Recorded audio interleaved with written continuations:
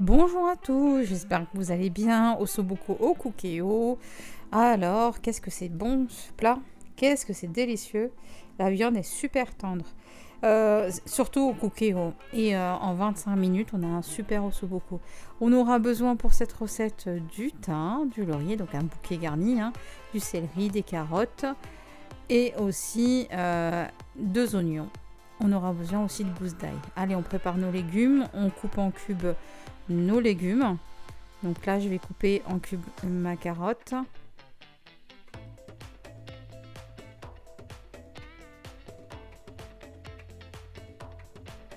Voilà, je fais tout ça pour toutes mes carottes. Je coupe en lamelles mes 2 oignons.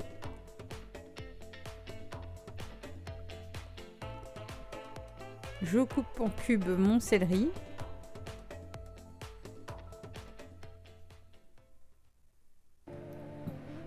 Et là, on passe à la préparation de la viande. Donc là, je vais ficeler ma viande pour éviter qu'elle, pendant la cuisson, que tout part de part et d'autre, parce que le soboko, le jarret de veau, c'est dommage quand la viande s'ouvre en fait. C'est un peu dommage. Donc je ficelle tout ça.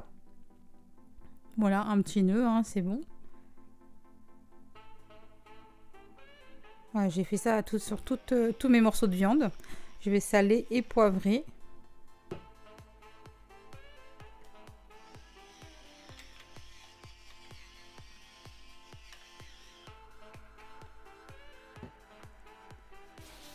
Voilà, hop, on va caresser un petit peu notre viande.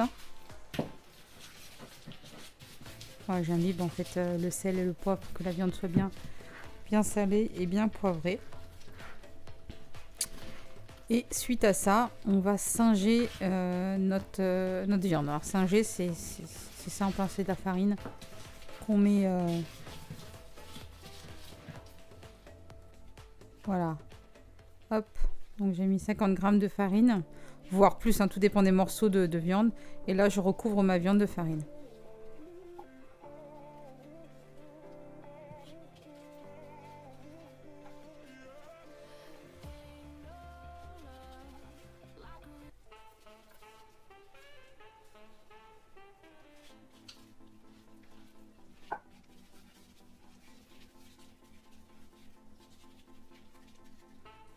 J'ai fait ça sur tous mes morceaux de viande. Et là, je vais mettre au cookéo en mode doré avec un filet d'huile d'olive et 20 grammes de beurre. On chauffe bien notre cookéo. Là, on laisse bien en mode préchauffage. Et dès que le morceau de beurre a bien fondu, c'est là que je vais mettre ma viande pour bien la saisir.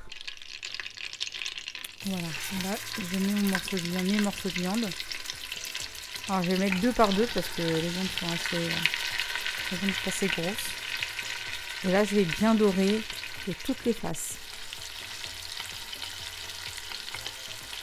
Donc les 2 faces plus les côtés. Voilà. N'hésite pas tous les côtés. Bien saisir sa viande. Ça donne du goût aussi, on va récupérer après les sucres. Ça va donner du goût à nos légumes.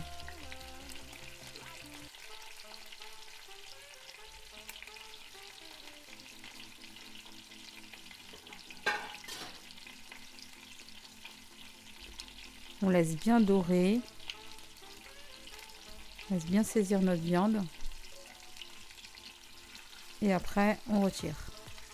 On va réserver notre viande le temps de aussi faire revenir nos légumes. J'aurais pu aussi saisir ma viande dans une poêle, c'est aussi possible, mais voilà, je voulais tout faire au cookéo. Et là, ça a bien saisi, c'est pareil. C'est qu'une poêle ou faire saisir au cookéo, j'ai trouvé que c'était la même chose. Et là, je vais faire revenir quelques minutes. Alors, notre bouquet, thym et laurier. Ça va apporter du goût à nos légumes. Donc c'est pour ça que je fais revenir, quand je fais revenir ma viande automatiquement, soit je mets de la cannelle, soit je mets aussi aux légumes bien dorés. Mes oignons sont translucides. Et là, je vais rajouter mes gousses d'ail, mais aussi ma tomate concassée. Donc j'ai pris une boîte de tomates concassées. Si vous avez de la tomate fraîche, n'hésitez pas.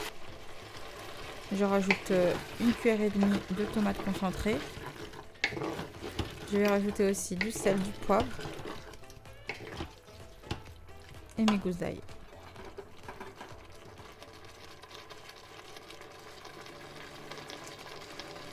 Donc là, j'ajoute du poivre.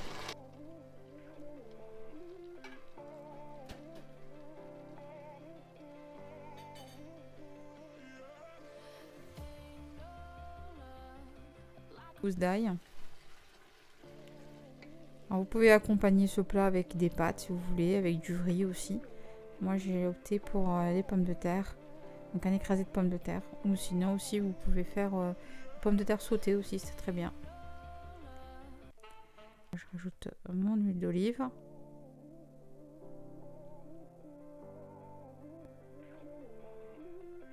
Voilà, l'écrasé de pommes de terre est prêt. Alors, à la fin de la cuisson de votre ossobuco, s'il reste beaucoup de sauce, n'hésitez pas à réduire en mode. J'espère que le plat va vous plaire. J'espère que vous allez reproduire cette recette. Laissez-moi en commentaire vos avis. Et puis, je vous dis à bientôt. Bon appétit!